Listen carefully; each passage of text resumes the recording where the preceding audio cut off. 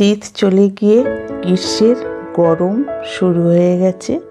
আর এই সময় কিন্তু এই জবা ফুলের গাছে জবা ফুল ফুটতে শুরু করবে, প্রচুর পরিমাণে জবা ফুল ফুটবে।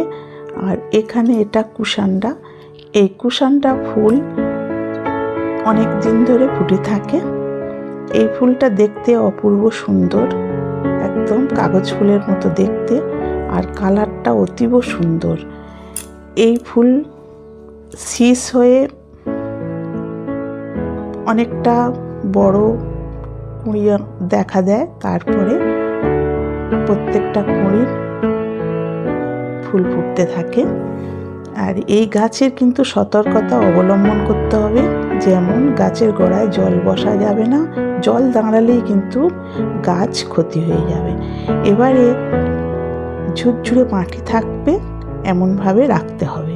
আর এই গাছ কিন্তু প্রখর সূর্য রোদ্দুর একদম পছন্দ করে না, হালকা আলো ছাওয়ায় এই গাছটা খুব বৃদ্ধি পায় এবং ভালো ফুল ফোটে। অল্প রোদ্দুর পাবে কিন্তু ছাওয়া অংশটা বেশি পাবে। প্রচণ্ড গরমে এই গাছটা ভালো হয় না, গাছটা শুকিয়ে যেতে পারে ডাইব্যাক হয়ে, এদিকে লক্ষ্য রাখতে হবে। কিন্তু বেশ অনেক দিন বাঁচে আর অনেক দিন ধরে এই ফুলগুলো ফুটে থাকে। আর এখানে জবা গাছ, এটা হলুদ জবা আর এখানে লাল জবা, লাল গোলাপি মাঝখানে। এই জবা গাছগুলো কিন্তু এই গরমের সময় প্রচুর ফুটবে আর এ সারা বছরই ফোটে। শীতকালে কম ফোটে, কিন্তু বর্ষাকালে আর এই গ্রীষ্মকালে বেশি ফোটে। এ ভালো কন্টিনিউ ফুল দিতে থাকে।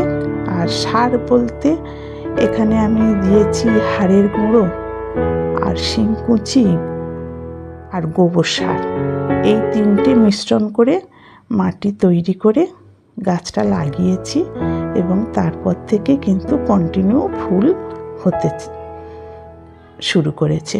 বন্ধুরা, তোমরাও কিন্তু এইভাবে গাছ লাগাতে পারো, কন্টিনিউ ফুল পাবে। আর একটু সতর্কতা অবলম্বন করলে কিন্তু গাছ দীর্ঘস্থায়ী হবে এবং প্রচুর ফুল দেবে। এখানে নয়নতারা গাছও রয়েছে, এটা তো সবাইয়েরই জানা। নয়নতারা গাছে প্রচুর ফুল ফোটে, আবার বিভিন্ন কালারও আছে। এই গাছ সারা বছরই ফুল দেয়। এই ছিল আমার আজকের ভিডিও। বন্ধুরা, তোমরাও গাছ লাগাও।